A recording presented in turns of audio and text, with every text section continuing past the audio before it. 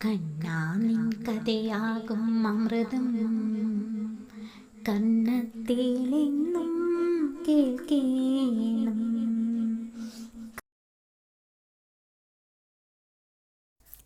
കൃഷ്ണാമൃതം ചാനലിലേക്ക് എല്ലാ ഗോപികോപന്മാർക്കും സ്വാഗതം. ഇന്ന് രാമായണ ദർശനം 3-ാം ഭാഗത്തിൽ ഒരു നല്ല ഭരണാധികാരി എങ്ങനെയായിരിക്കണം എന്നതിനെക്കുറിച്ചാണ് പറയുന്നത്. ഇതിലേക്കായി രാമായണത്തിൽ തന്നെ ഒരു കഥ ഉദ്ധരിക്കുകയാണ്. ശ്രീരാമചന്ദ്രൻ അദ്ദേഹത്തിൻ്റെ വനവാസത്തിന് ശേഷം, ശ്രീരാമ പട്ടാഭിഷേകത്തിന് ശേഷം പ്രജാക്ഷേമ തൽപരനായി രാജ്യം ഭരിച്ചുകൊണ്ടിരിക്കുന്ന സമയം.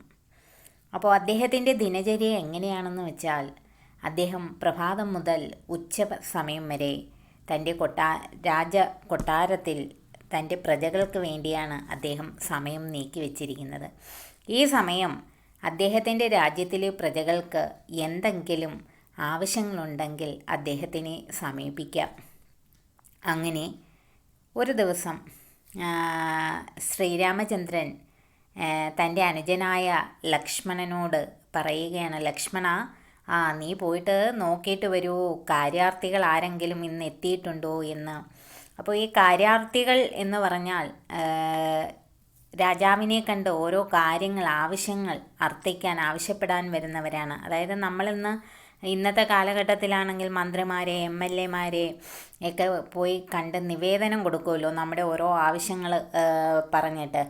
അപ്പോൾ അങ്ങനെ അന്നത്തെ കാലത്ത് ഇതേപോലെ പരാതികളും അല്ലെങ്കിൽ ആവശ്യങ്ങളും ഒക്കെ ഉണ്ടെങ്കിൽ അതുമായിട്ട് വരുന്നവരെയാണ് കാര്യാർത്ഥികൾ എന്ന് പറയുന്നത്. അപ്പോൾ ശ്രീരാമചന്ദ്രൻ എന്നും തൻ്റെ കൊട്ടാരത്തിൽ ഏതെങ്കിലും കാര്യാർത്ഥികൾ എത്തിയിട്ടുണ്ടോ, അവരുടെ ആവശ്യങ്ങളൊക്കെ പരിഗണിച്ച് അദ്ദേഹം അത് ചെയ്തു കൊടുക്കും. അപ്പോൾ അന്നും പതിവ് പോലെ അദ്ദേഹം ലക്ഷ്മണനോട് പറയുകയാണ്, പോയി കാര്യാർത്ഥികൾ ആരെങ്കിലും ഉണ്ടോ എന്ന് നോക്കിയിട്ട് വരാൻ പറയും. അപ്പോൾ ലക്ഷ്മണൻ വന്ന് നോക്കിയിട്ട് അവിടെ അങ്ങും ആരെയും കാണുകയില്ല. അപ്പോൾ ലക്ഷ്മണൻ തിരിച്ചു ചെന്ന് ശ്രീരാമചന്ദ്രനോട് പറയും, പ്രഭു, ഇന്ന് കാര്യാർത്ഥികൾ ആരും തന്നെ എത്തിയിട്ടില്ല. അപ്പോൾ അത് കേൾക്കുമ്പോൾ ശ്രീരാമചന്ദ്രന് ആരും എത്തിയിട്ടില്ലയോ എന്ന് ചോദിക്കും. അപ്പോൾ ലക്ഷ്മണൻ പറയും, ഇല്ല പ്രഭു, ആരും എത്തിയിട്ടില്ല. എന്നിട്ട് ലക്ഷ്മണൻ ഒരു കാര്യം കൂടി പറയും, അങ്ങല്ലേ ഈ രാജ്യം ഭരിക്കുന്നത്, ഇവിടുത്തെ പ്രജകൾക്ക് എല്ലാം അവർ ആവശ്യപ്പെടുന്നതിന് മുമ്പ് തന്നെ അങ്ങ് നൽകുകയല്ലേ, ഇവിടെ ഉള്ളവർക്കൊരു കുറവുകളുമില്ല. പിന്നെ എന്താണ് അവർ അങ്ങയോട് അഭ്യർത്ഥിക്കാനുള്ളത്, അല്ലേ അവർക്ക് എന്താവശ്യമാണുള്ളത്? ഇവിടെ എല്ലാം സമൃദ്ധമായി അവർക്കാർക്കും യാതൊരു ബുദ്ധിമുട്ടുമില്ലാതെ കാര്യങ്ങൾ പോകുകയല്ലേ എന്ന് പറയും. അപ്പോൾ ശ്രീരാമചന്ദ്രൻ അത് കേൾക്കുമ്പോൾ ഒരു സന്തോഷം ഉണ്ടാകും. എന്നിരുന്നാലും അദ്ദേഹം പറയും, ശരിയാണ്, എന്നിരുന്നാലും ഒരാൾ പോലും നമ്മുടെ കൊട്ടാരത്തിൽ വന്നിട്ട് ഒരാവശ്യമായിട്ട് വന്നിട്ട് നിരാശരായിട്ട് മടങ്ങിപ്പോകരുത്. അതുകൊണ്ട് ഒരു കാര്യം ചെയ്യുക, നീ പോയിട്ട് ഇപ്പോൾ ആരെങ്കിലും വന്നിട്ടുണ്ടോ നോക്കിയിട്ട് വരാൻ പറയും. അങ്ങനെ ലക്ഷ്മണൻ വീണ്ടും പോകും, കൊട്ടാരത്തിന് പുറത്തു പോകും. അവിടെ ചെന്ന് നോക്കുമ്പോൾ അവിടെ ഇരുന്നൊരു നായ കുരയ്ക്കുന്നു. അപ്പോൾ ലക്ഷ്മണൻ നായയോട് ചോദിക്കും, നിനക്ക് എന്താണ് വേണ്ടുന്നത്, നീ എന്തിനാണ് ഇവിടെ ഇരുന്ന് കുരയ്ക്കുന്നത് എന്ന് ചോദിക്കും. അപ്പോൾ നായ പറയും, എനിക്ക് ശ്രീരാമചന്ദ്രനോടാണ് സംസാരിക്കാനുള്ളതെന്ന്. അപ്പോൾ ലക്ഷ്മണൻ പോയിട്ട് ശ്രീരാമചന്ദ്രനോട് പറയാം, അങ്ങയെ കാണാൻ ഒരു നായ വന്നിരിക്കുന്നു, അങ്ങയോടാണ് അവന് കാര്യങ്ങൾ പറയാനുള്ളത് എന്ന് പറയുന്നു. ശ്രീരാമചന്ദ്രൻ പറയും, ശരി, അവനെ കൂട്ടിക്കൊണ്ടുവരാൻ പറയും. അങ്ങനെ ലക്ഷ്മണൻ വീണ്ടും വരും. എന്നിട്ട് ഈ നായയോട് പറയും, അകത്തേക്ക് വരാൻ. അപ്പോൾ നായ പറയും, ഇല്ല, ഞാൻ അകത്തേക്ക് വരുന്നില്ല, കാരണം ഞാൻ ഒരു പാപയോനിയിൽ പിറന്നതാണ്. അതായത് നായയായിട്ടാണ് പിറന്നത്. ഞങ്ങൾക്ക് ബ്രാഹ്മണൻ്റെ ഗൃഹം, രാജാവിൻ്റെ കൊട്ടാരം, ക്ഷേത്രങ്ങൾ, ഇവിടെയൊക്കെ ഞങ്ങൾക്ക് പ്രവേശിക്കാൻ നിഷിദ്ധമായിട്ടുള്ള സ്ഥലങ്ങളാണ്. അതുകൊണ്ട് ഞാൻ അകത്തേക്ക് വരുന്നില്ല എന്ന് പറയും. അപ്പോൾ ലക്ഷ്മണൻ വീണ്ടും പോയിട്ട് ശ്രീരാമചന്ദ്രനോട് നായ ഇങ്ങനെ പറഞ്ഞെന്ന് പറയും. അപ്പോൾ ശ്രീരാമചന്ദ്രൻ പറയും, കുഴപ്പമില്ല, അവനെ കൂട്ടിക്കൊണ്ടുവരാൻ പറയും. അങ്ങനെ ശ്രീരാമചന്ദ്രൻ്റെ അനുമതിയോടുകൂടി ലക്ഷ്മണൻ നായയെ അകത്തേക്ക് കൂട്ടിക്കൊണ്ടുവരികയാണ്. അങ്ങനെ അകത്ത് എത്തിയ നായയോട് ശ്രീരാമചന്ദ്രൻ ചോദിക്കും, എന്താണ് നിൻ്റെ ആവശ്യം, നീ എന്തിനാണ് ഇവിടെ വന്നത്, എന്നെ കാണാനായിട്ട് എന്ത് തന്നെയാണെങ്കിലും നീ പറഞ്ഞുകൊള്ളൂ, ഞാനത് സാധിച്ചു തരാം എന്ന് ശ്രീരാമചന്ദ്രൻ ആ നായയോട് പറയുകയാണ്. അപ്പോൾ നായ പറയും, അങ്ങ് നോക്കൂ, എൻ്റെ തല പൊട്ടി രക്തമൊഴുകുന്നത് അങ്ങ് കണ്ടില്ലേ, എന്നെ യാതൊരു കാരണവുമില്ലാതെ ഒരു ബ്രാഹ്മണ ഭിക്ഷു എന്നെ മർദ്ദിച്ചു, എന്നെ തല്ലി എന്ന് പറയും. അപ്പോൾ ശ്രീരാമചന്ദ്രൻ ഭടന്മാരോട് പറയും, എത്രയും വേഗം പോയിട്ട് ആ ബ്രാഹ്മണ ഭിക്ഷുവിനെ കൂട്ടിക്കൊണ്ടുവരാൻ പറയും. അങ്ങനെ അവർ പോയിട്ട് ആ ബ്രാഹ്മണ ഭിക്ഷുവിനെ കൂട്ടിക്കൊണ്ടുവരും. അപ്പോൾ ശ്രീരാമൻ ചോദിക്കും, നീന്നല്ല താങ്കൾ ഈ നായയെ യാതൊരു കാര്യവുമില്ലാതെ എന്തിനാണ് തല്ലിയത് എന്ന് ചോദിക്കും. അപ്പോൾ ബ്രാഹ്മണ ഭിക്ഷു പറയും, പ്രഭോ എന്നോട് ക്ഷമിക്കണം, ഞാൻ ഇങ്ങനെ ഭിക്ഷയെടുത്താണ് ജീവിക്കുന്നത്. അപ്പോൾ ഇന്നാണെങ്കിൽ എനിക്ക് കാര്യമായിട്ട് യാതൊരു ഭിക്ഷയും കിട്ടിയില്ല. അതുകൊണ്ട് തന്നെ ദാഹവും വിശപ്പും കാരണം എനിക്ക് വളരെയധികം സങ്കടവും ദേഷ്യവും വന്നിരിക്കുന്ന സമയത്താണ് ഈ നായ വഴിമുടക്കി നിൽക്കുന്നത് കണ്ടത്. ഞാൻ അതിനോട് പോകാൻ പറഞ്ഞിട്ടും അത് പോയില്ല. അത് കാരണം ഞാൻ അതിനെ തല്ലി. ഞാൻ ചെയ്തത് തെറ്റാണെന്ന് എനിക്കറിയാം. അങ്ങ് എന്ത് ശിക്ഷ തന്നാലും ഞാനത് സ്വീകരിച്ചു കൊള്ളാം എന്ന് ഈ ബ്രാഹ്മണ ഭിക്ഷു പറയും. അപ്പോൾ ശ്രീരാമചന്ദ്രൻ സദസ്സിലുള്ളവരോട് ചോദിക്കും, എന്ത് ശിക്ഷയാണ് ഈ ബ്രാഹ്മണന് ഞാൻ നൽകേണ്ടത് എന്ന് മന്ത്രിമാരോട് ചോദിക്കും. അപ്പോൾ അവിടെ ഇരിക്കുന്ന ഭൂരിഭാഗം പേരും അഭിപ്രായപ്പെടും. കാരണം അവരുടെ കണ്ണിൽ ഒന്ന് നായയും മറ്റേത് ബ്രാഹ്മണനുമാണ് അല്ലേ. നായയെ സംബന്ധിച്ച് അവർക്കൊന്നും യാതൊരു വിലയുമില്ല, ഒരു നികൃഷ്ട ജീവി. പക്ഷേ മറ്റേതാണെങ്കിലോ പൂജിക്കപ്പെടേണ്ട ബ്രാഹ്മണനും. ആ കാലഘട്ടത്തിൽ ചാതുർവർണ്ണ്യമൊക്കെ അതിൻ്റെ അങ്ങേ അറ്റം നിൽക്കുന്ന സമയമാണ്. ആ കാലഘട്ടത്തിൽ ബ്രാഹ്മണർക്കാണ് ഏറ്റവും പ്രാധാന്യമുള്ള സമയം എന്ന് പറയുന്നത്. ബ്രാഹ്മണർ പൂജിക്കപ്പെടുന്ന, അവർക്ക് ആദരിക്കപ്പെടുന്ന, അവർക്ക് ഒരുപാട് ദാനങ്ങളൊക്കെ നൽകി എന്ന ഒരു കാലഘട്ടമാണ്. അപ്പോൾ അവിടെ ഇരുന്ന ആ ഒരു സാമൂഹ്യ വ്യവസ്ഥിതിയുടെ അടിസ്ഥാനത്തിൽ അവിടെ ഇരുന്ന മന്ത്രിമാർ പറയും, ബ്രാഹ്മണനെ നമ്മൾ എന്ത് ചെയ്തുകൂടാ, ഇങ്ങനെ ശിക്ഷിച്ചുകൂടാ. ബ്രാഹ്മണന് എന്ന് വെച്ചാൽ ബ്രാഹ്മണൻ പൂജിക്കപ്പെടേണ്ട ആളാണ്. അപ്പോൾ അയാൾക്ക് ദണ്ഡനകളൊന്നും നൽകാനായിട്ട് നമുക്ക് സാധിക്കത്തില്ല എന്ന് മന്ത്രിമാർ പറയും. അപ്പോൾ ശ്രീരാമചന്ദ്രൻ ആ നായയുടെ മുഖത്തേക്ക് നോക്കും. അപ്പോൾ നായ ശ്രീരാമചന്ദ്രനോട് പറയും, പ്രഭു, ഞാൻ വന്നപ്പോൾ അവിടുന്ന് എനിക്കൊരു വാക്ക് തന്നു. നീ എന്താവശ്യപ്പെടുന്നു, അല്ലേ നിനക്ക് എന്താണ് വേണ്ടുന്നത്, അത് ഞാൻ ചെയ്തു തരാമെന്ന് അങ്ങ് എന്നോട് പറഞ്ഞിരുന്നു. അപ്പോൾ അങ്ങ് ആ വാക്ക് പാലിക്കണം. അപ്പോൾ ശ്രീരാമചന്ദ്രൻ പറയും, ശരി, ഞാൻ എന്താണ് നിനക്ക് ചെയ്തു തരേണ്ടത് എന്ന് ചോദിക്കും. അപ്പം നായ പറയും, അങ്ങ് ഈ ബ്രാഹ്മണന് കുലപതി സ്ഥാനം നൽകണം എന്ന് പറയും. അപ്പോൾ ശ്രീരാമചന്ദ്രൻ പറയും, ശരി, അങ്ങനെ ആയിക്കൊള്ളട്ടെ. അങ്ങനെ ഈ ബ്രാഹ്മണ ഭിക്ഷുവിന് കുലപതി സ്ഥാനം നൽകുകയാണ്. ശരിക്കും കുലപതി സ്ഥാനം എന്ന് പറഞ്ഞു കഴിഞ്ഞാൽ ആ കാലഘട്ടത്തിൽ ഈ ബ്രാഹ്മണരുടെ സ്വത്ത് അല്ലെങ്കിൽ ദേവൻ്റെ സ്വത്ത്, അതായത് ക്ഷേത്രത്തിൻ്റെയൊക്കെ സ്വത്തുണ്ടല്ലോ, നമ്മളിന്ന് ദേവസ്വം എന്നൊക്കെ പറയുമല്ലോ, ദേവൻ്റെ സ്വത്ത്, അതൊക്കെ സൂക്ഷിക്കുന്ന ആൾക്കാരെയാണ് കുലപതി എന്ന് പറയുന്നത്. അപ്പോൾ അങ്ങനെയുള്ള കുലപതിമാരിൽ ഒരാളായിട്ട് ഈ ബ്രാഹ്മണനെയും നിയമിക്കുകയാണ്. അങ്ങനെ ഈ ബ്രാഹ്മണന് ഒരു ആനയൊക്കെ നൽകി സഞ്ചരിക്കാനായിട്ട് അങ്ങനെ ആനപ്പുറത്ത് കയറി ഈ ബ്രാഹ്മണൻ അവിടെ നിന്നും കുലപതിയായിട്ട് പോവുകയാണ്. അങ്ങനെ കുലപതി സ്ഥാനം നൽകുകയാണ്. അപ്പോൾ സദസ്സിലിരിക്കുന്ന മന്ത്രിമാരെല്ലാം ചിരിച്ചിട്ട് അവർ ശ്രീരാമചന്ദ്രനോട് പറയും, പ്രഭു, അങ്ങ് ശിക്ഷയല്ലല്ലോ വരമല്ലേ നൽകിയത്. ആ ബ്രാഹ്മണന് കുലപതി സ്ഥാനം നൽകുന്നതിലൂടെ അങ്ങ് ശിക്ഷയല്ല വരമാണ് നൽകിയിരിക്കുന്നത് എന്ന് പറയും. അപ്പോൾ ശ്രീരാമചന്ദ്രൻ പറയും, നിങ്ങൾക്ക് അതിൻ്റെ കാര്യം മനസ്സിലായില്ല, പക്ഷേ ഈ നായയ്ക്ക് അതിൻ്റെ കാര്യങ്ങൾ അറിയാം. അപ്പോൾ ശ്രീരാമചന്ദ്രന് മനസ്സിലായി എന്തുകൊണ്ടാണ് നായ അത് ആവശ്യപ്പെട്ടതെന്ന്. അപ്പോൾ ശ്രീരാമചന്ദ്രൻ നായയോട് തന്നെ, ഈ മറ്റു സദസ്യർ അറിയണമല്ലോ എന്താ കാര്യമെന്നുള്ളത്. അപ്പോൾ ശ്രീരാമചന്ദ്രൻ നായയോട് പറയും, എന്താണ് നീ അവന് അല്ലെ ആ ബ്രാഹ്മണ ഭിക്ഷുവിന് കുലപതി സ്ഥാനം നൽകിയത്, അതിൻ്റെ കാരണം പറയൂ എന്ന് പറയും. അപ്പം നായ പറയും, കഴിഞ്ഞ ജന്മത്തിൽ ഞാനും ഇതുപോലെ കുലപതിയായിരുന്നു. പക്ഷേ ഞാൻ ധർമ്മിഷ്ഠനും ശ്രേഷ്ഠനും ഒക്കെ ആയിട്ടുള്ളൊരു കുലപതിയായിരുന്നു. എന്നിട്ട് കൂടി എനിക്ക് ഈ ജന്മം ലഭിച്ചതാകട്ടെ ഒരു നായയുടെ ജന്മവും. അപ്പോൾ അത്യന്തം അത്യാഗ്രഹിയും ധർമ്മിഷ്ഠനും ഒന്നുമല്ലാത്ത ഈ ബ്രാഹ്മണൻ തീർച്ചയായും അയാൾക്കതിൽ ആർത്തി ഉണ്ടാകും ആ സ്വത്തിൽ. അപ്പോൾ ദേവൻ്റെ സ്വത്ത്, ബ്രാഹ്മണൻ്റെ സ്വത്ത്, സ്ത്രീകളുടെ സ്വത്ത്, ശിശുക്കളുടെ, അതായത് ബാലന്മാരുടെ സ്വത്ത്, ഇതൊക്കെ അപഹരിക്കുന്നവൻ, കൂടാതെ അതൊക്കെ മനസ്സുകൊണ്ടെങ്കിലും അതൊക്കെ വേണമെന്ന് ആഗ്രഹിക്കുന്നവൻ, അവർ വലിയ പാപമാണ് ചെയ്യുന്നത്. അപ്പോൾ അതിനുള്ള ശിക്ഷ അവർക്ക് അവർ വലിയ നരകത്തിൽ പതിക്കും, അല്ലെങ്കിൽ എന്നെപ്പോലെ ഇങ്ങനെയുള്ള ജന്മം ഉണ്ടാകും. അപ്പോൾ ഈ നായ ധർമ്മിഷ്ഠനും നീതിമാനും ഒക്കെ ആയിരുന്നു. പക്ഷേ ഈ ദേവൻ്റെ സ്വത്ത് അത് കൈകാര്യം ചെയ്യുമ്പോൾ ഇല്ലേ, അതിൻ്റെ ഒരു വിഹിതം ഇയാളും എടുത്തു കാണും. അതല്ലെങ്കിൽ അത് മനസ്സുകൊണ്ടെങ്കിലും എപ്പോഴെങ്കിലുമൊക്കെ മോഹിക്കും ഇതൊക്കെ കാണുമ്പോൾ ഇല്ലേ. അപ്പോൾ ആ ചെറിയ തെറ്റ് ചെയ്തതിനാണ് ഇങ്ങനൊരു ശിക്ഷ. അപ്പോൾ ഈ അത്യാഗ്രഹിയായ ബ്രാഹ്മണന് എന്തായാലും അടുത്ത ജന്മം അതിൻ്റെ ശിക്ഷ കിട്ടിക്കോളൂ. അതിനാണ് കുലപതി സ്ഥാനം നൽകാൻ നായ പറഞ്ഞത്. ഇത്രയും പറഞ്ഞിട്ട് നായ അവിടെ നിന്ന് പോകുകയും ചെയ്യും. അപ്പോൾ ഇവിടെ നമ്മൾ മനസ്സിലാക്കേണ്ട ഒരു കാര്യം, അവിടെ കാര്യാർത്ഥിയായിട്ട് വന്നത് വെറും ഏറ്റവും നികൃഷ്ട ജീവിയായിട്ടുള്ള ഒരു നായയാണ്. ആ നായയെപ്പോലും ആര് പരിഗണിച്ചു? ശ്രീരാമചന്ദ്രൻ പരിഗണിച്ചു. പ്രജാക്ഷേമ തൽപരനായിട്ടുള്ള, ഇത്രയധികം പ്രജാക്ഷേമ തൽപരനായിട്ടുള്ള ഒരു രാജാവ് അതിനു മുമ്പ് ഉണ്ടായിട്ടുമില്ല, ശ്രീരാമചന്ദ്രന് ശേഷം ഉണ്ടാവുകയുമില്ല. അത്രയധികം മര്യാദ പുരുഷോത്തമനും പിന്നെ പാവങ്ങളായിട്ടുള്ള ആളുകളിൽ അനുകമ്പയുള്ളവനും മുതിർന്നവരെ ബഹുമാനിക്കുന്നവനും തൻ്റെ വാക്കുകൾ പാലിക്കുന്നവനും സത്യസന്ധനും ധർമ്മിഷ്ഠനും നീതിമാനുമായിട്ടുള്ള ഒരു രാജാവായിരുന്നു ആര്?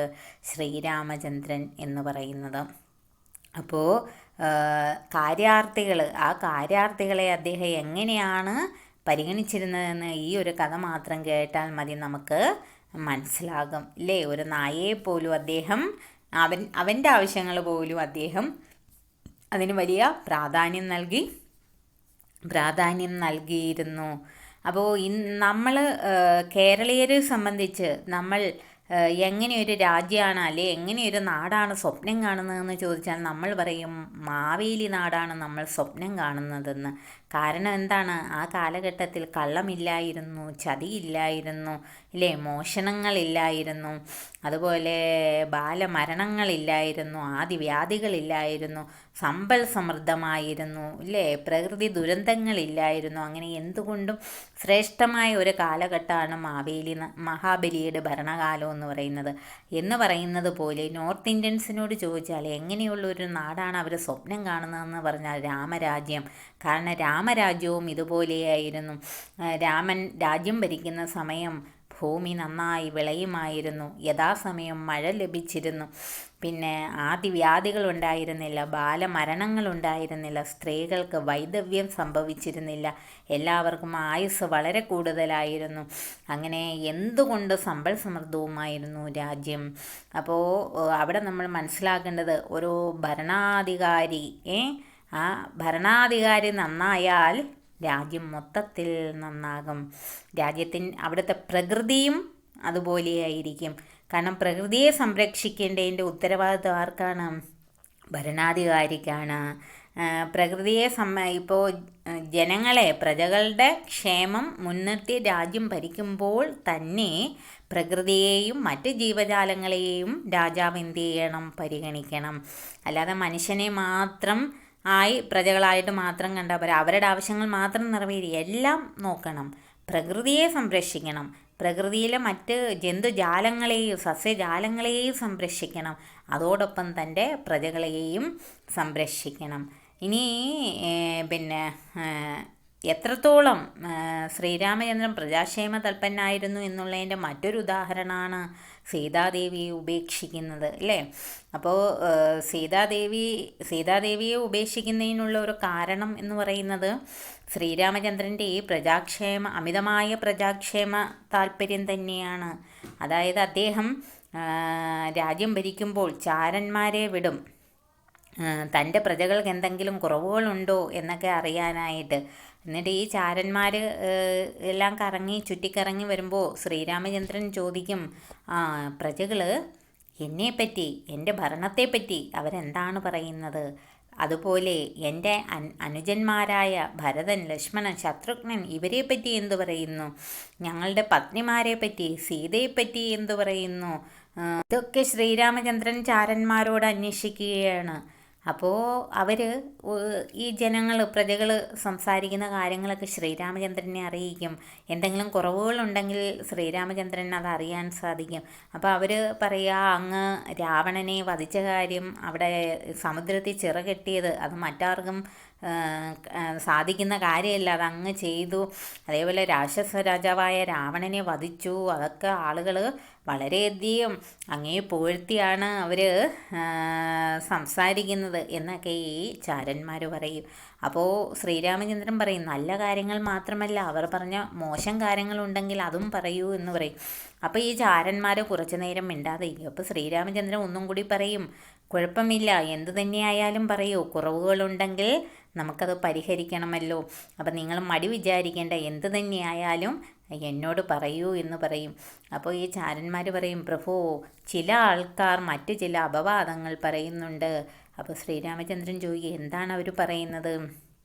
അത് രാവണൻ തൻ്റെ അംഗത്തിൽ, അതായത് തൻ്റെ മടിയിൽ എടുത്തു വെച്ചുകൊണ്ട് പോയ സീതാദേവിയുമായി സംഭോഗത്തിൽ ഏർപ്പെടുമ്പോൾ രാമന് എന്ത് സുഖമാണ് ലഭിക്കുക? രാമൻ എങ്ങനെ കഴിയുന്നു? മറ്റൊരു പുരുഷൻ തടവിൽ പാർപ്പിച്ച സ്ത്രീയുമായി രമിക്കാൻ രാമൻ എങ്ങനെ കഴിയുന്നു? നമ്മുടെ രാജാവ് ഇങ്ങനെയാണെങ്കിൽ നാളെ നമ്മളും ഇതുപോലെ മറ്റു പുരുഷന്മാരുടെ കൂടെ ജീവിച്ച സ്ത്രീകളെ സ്വീകരിക്കേണ്ടി വരും എന്ന് ഇങ്ങനെയുള്ള അപവാദങ്ങൾ ചിലരൊക്കെ പറയുന്നു എന്ന് ചാരന്മാർ പറയും. അപ്പോൾ ഇത് കേൾക്കുമ്പോൾ ശ്രീരാമചന്ദ്രന് വിഷമമാകും. കാരണം തൻ്റെ കുലത്തിനെക്കുറിച്ച് അല്ലേ, തന്നെക്കുറിച്ച് ഒരു അപവാദമാണ് പ്രചരിക്കുന്നത്. അപ്പോൾ ശ്രീരാമചന്ദ്രൻ തൻ്റെ സുഹൃത്തുക്കളോട് അന്വേഷിക്കും, ഇത് സത്യം. അങ്ങനെ ചാരന്മാർ പറയുന്നത് അപ്പടി അങ്ങ് വിശ്വസിക്കുകയല്ല ചെയ്യുന്നത്, അതിൽ സത്യമുണ്ടോ എന്ന് അദ്ദേഹം സുഹൃത്തുക്കൾ വഴി അന്വേഷിക്കുകയാണ്. അപ്പോൾ അങ്ങനെ അവിടെ സംസാരം നടക്കുന്നുണ്ടെന്ന് അദ്ദേഹത്തിന് മനസ്സിലായി. അപ്പോൾ ഈ ഒരു അപവാദം ഇവിടെ സ്റ്റോപ്പ് ചെയ്യണം, ഇല്ലെന്നുണ്ടെങ്കിൽ നാളെ ഈ രഘുകുല വംശത്തിന് മേൽ അതൊരു അപവാദമായി അങ്ങനെ കിടക്കും, ചരിത്രത്തിൽ അതൊരു അപവാദമായി കിടക്കും. അപ്പോൾ അതുകൊണ്ടാണ് അദ്ദേഹം ലക്ഷ്മണനെ വിളിച്ചിട്ട് സീതാദേവിയെ വാൽമീകിയുടെ ആശ്രമത്തിൽ കൊണ്ട് ആക്കാനായി പറയുന്നത്. അപ്പോൾ ഈ ഒരു സംഭവത്തിൽ ശ്രീരാമചന്ദ്രൻ ചെയ്ത തെറ്റുകളിൽ ബാക്കിയെല്ലാം 99% ശ്രീരാമചന്ദ്രനെ അനുകൂലിക്കുന്നവർ വരെയും ഈ ഒരു വിഷയത്തിൽ ശ്രീരാമചന്ദ്രനോട് യോജിക്കുന്നില്ല അല്ലേ? ഇന്നത്തെ കാലഘട്ടത്തിൽ എല്ലാവരും പറയുന്നത്, ശ്രീരാമൻ ഗർഭിണിയായ സീതയെ ഉപേക്ഷിച്ചു, അത് എന്തായാലും തെറ്റ് തന്നെയാണ് എന്ന് ഇന്ന് നമ്മളിരുന്ന് വിമർശിക്കുന്നു. അപ്പോൾ അതിന് പിന്നിൽ ചില കാര്യങ്ങൾ ഉണ്ട്. ഇനി ശ്രീരാമൻ സീതയെ ഉപേക്ഷിച്ചത് തൻ്റെ പ്രജകൾ നാളെ രാജാവിനിങ്ങനെ ചെയ്യാം, അപ്പോൾ പ്രജകൾ ഇങ്ങനെ ചെയ്യാം എന്ന് പറഞ്ഞ് അവിടെ ഒരു മോശമുണ്ടാകാൻ പാടില്ല. അതുകൊണ്ടാണ് ആ അപവാദം കേട്ടപ്പോൾ അദ്ദേഹം ചെയ്തത്. ഇന്നും ഒരുപാട് മന്ത്രിമാർ ഭരിക്കുന്നല്ലോ, നമ്മുടെ സംസ്ഥാനങ്ങൾ ഭരിക്കുന്നു, രാജ്യം ഭരിക്കുന്നു, ഇപ്പോൾ വിദേശ രാജ്യങ്ങളിൽ ഭരിക്കുന്നു മന്ത്രിമാരും അല്ലേ, ഒരുപാട് മന്ത്രിമാരൊക്കെ ഉണ്ട്. അവരുടെ കുടുംബാംഗങ്ങളെ പറ്റി ആരെങ്കിലും അപവാദം പറഞ്ഞാൽ, ഇപ്പോൾ ഫോർ എക്സാമ്പിൾ അവരുടെ ഭാര്യയെപ്പറ്റി, മക്കളെപ്പറ്റി അല്ലെ മരുമക്കളെപ്പറ്റി ഇങ്ങനെ അപവാദം ജനങ്ങൾ ആരെങ്കിലും പറഞ്ഞാൽ ഏതെങ്കിലും മന്ത്രിമാർ അവരെ ഉപേക്ഷിക്കുമോ?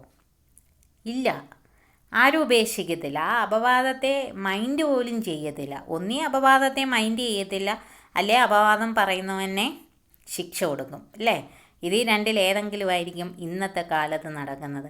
പക്ഷേ ശ്രീരാമചന്ദ്രൻ എന്താണ് ചെയ്തത്? അപവാദത്തിന് കാരണം സീതാദേവി.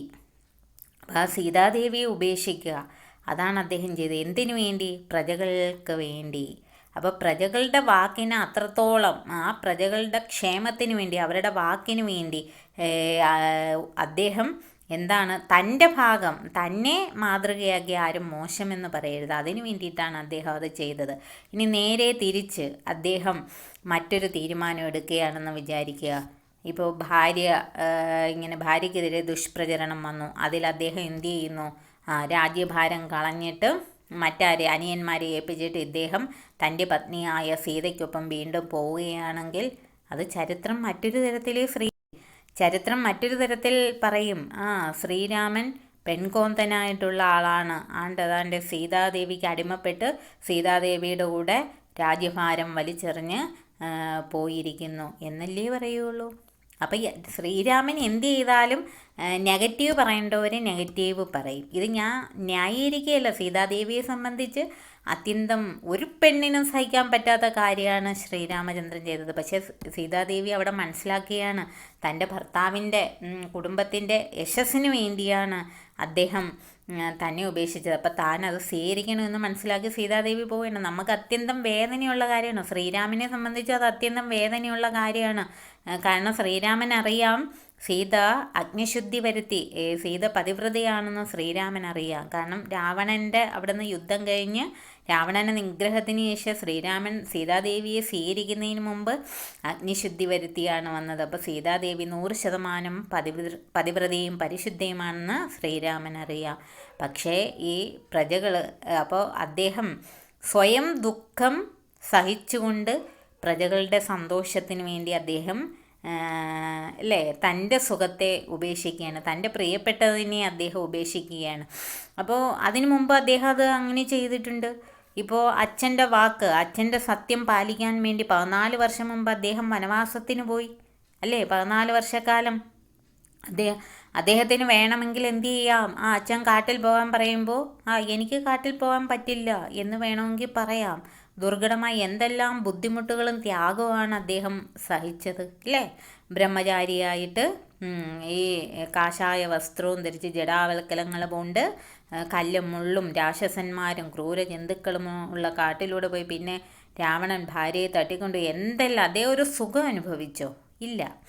അദ്ദേഹം തൻ്റെ നല്ല യൗവനകാലത്ത് കാട്ടിലാണ് അദ്ദേഹം ചെലവഴിക്കുന്നത്, വിവാഹം കഴിഞ്ഞ് അധിക നാൾ കഴിയുന്നതിന് മുമ്പ് അദ്ദേഹം കാട്ടിലേക്ക് പോവുകയാണ്. തൻ്റെ പത്നിയുമായിട്ട് കൊട്ടാരത്തിൽ രാജകൊട്ടാരത്തിൽ മെത്തയിൽ പട്ടുമെത്തയിൽ സുഖമായി വസിക്കേണ്ട സമയത്ത് അദ്ദേഹം പത്നിയുമായി കാട്ടിലേക്ക് പോവുകയാണ് ചെയ്തത്.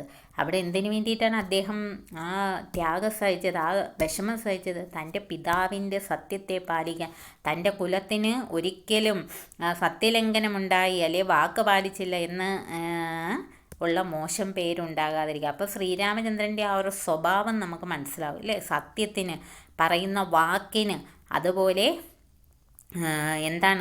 പ്രജകളുടെ ക്ഷേമത്തിന് ഒക്കെ വളരെയധികം പ്രാധാന്യം കൊടുക്കുന്ന ഒരു വ്യക്തിയാണ് ശ്രീരാമചന്ദ്രൻ. അദ്ദേഹം അങ്ങേയറ്റം മര്യാദാ പുരുഷോത്തമനാണ്. അതുകൊണ്ടാണ് അദ്ദേഹം അത്രയ്ക്ക് ശ്രേഷ്ഠനായി മാറിയത്. ഇതൊന്നും നമുക്ക് അദ്ദേഹത്തിൻ്റെ തെറ്റുകളായിട്ട് പറയാൻ പറ്റത്തില്ല. കാരണം അന്നത്തെ സമൂഹത്തിൽ ഇന്ന് നമ്മളിരുന്ന് ഇതിനെയെല്ലാം വിമർശിക്കുന്നു, അന്നത്തെ സമൂഹത്തിൽ സ്ത്രീകളുടെ പാതിവൃത്യത്തിന് അങ്ങേയറ്റം പരിഗണനയും പ്രാധാന്യവും ഉള്ള ഒരു കാലഘട്ടമായിരുന്നു. മറ്റൊരു പുരുഷൻ അവളെ സ്പർശിക്കുകയോ നോക്കുകയോ പോലും ചെയ്തുകൂടാ. അപ്പോൾ അതേപോലെ ഈ സ്ത്രീയും അങ്ങനെയാണ്, അവരുടെ മുഖം മറച്ചിട്ടൊക്കെയാണ് മറ്റു പുരുഷന്മാരുടെ മുമ്പിൽ വരുന്നത്. അപ്പോൾ പാതിവൃത്യത്തിന് അത്രയധികം പ്രാധാന്യമുള്ളൊരു കാലഘട്ടത്തിലാണ് ഇതൊക്കെ സംഭവിക്കുന്നതെന്ന് പറയണം. ഇപ്പോൾ സീതാദേവിയെ ഈ ഒരു അപവാദത്തിൻ്റെ പേരിൽ ശ്രീരാമൻ ഉപേക്ഷിച്ചു എന്ന് നമ്മൾ എന്ത് ചെയ്യുന്നു? ശ്രീരാമചന്ദ്രനെ കുറ്റപ്പെടുത്തുന്നു. അതേ നമ്മൾ തന്നെയല്ലേ ശ്രീകൃഷ്ണ ഭഗവാൻ നരകാസുരനെ വധിച്ച്, നരകാസുരൻ തടവിൽ പാർപ്പിച്ച 1000കണക്കിന് സ്ത്രീകളുണ്ട്, 10,000കണക്കിന് സ്ത്രീകൾ. അപ്പോൾ ആ സ്ത്രീകൾ തിരിച്ചു ചെന്നാൽ അവരെ കുടുംബത്തെ അവരെ സ്വീകരിക്കത്തില്ല. കാരണം ഒരു രാക്ഷസൻ തടവറയിൽ പാർപ്പിച്ച് പീഡിപ്പിച്ച സ്ത്രീകളാണ്, അപ്പോൾ അന്യപുരുഷൻ പിടിച്ചുകൊണ്ട് പോയ സ്ത്രീകളാണ്. അവരെ ഇനി അവരുടെ കുടുംബക്കാർ പോലും ഏറ്റെടുക്കത്തില്ല. അതിൽ ഭർത്തൃമതികളായിട്ടുള്ള സ്ത്രീകളുണ്ട്, അല്ലാതെ കന്യകമാരായിട്ടുള്ള സ്ത്രീകളുണ്ട്. അവരെ ഇനി മറ്റാരും ഏറ്റെടുക്കത്തില്ല. ആ ഒരു ഘട്ടത്തിലാണ് അവർ ശ്രീകൃഷ്ണ ഭഗവാനോട് പറയുന്നത്, ഭഗവാനെ ഇനി അങ്ങാണ് ഞങ്ങളുടെ ഭർത്താവ്, അങ്ങ് ഞങ്ങളെ ഏറ്റെടുക്കണം. അത് സ്വീകരിച്ച് ഭർത്താവ് അത്രയും സ്ത്രീകളെ അവരെ ഭാര്യമാരായിട്ട് ഭഗവാൻ സ്വീകരിക്കുകയാണ്. കാരണം അന്നത്തെ സൊസൈറ്റി അതാണ്. അപ്പം നമ്മളെന്ത് പറയും?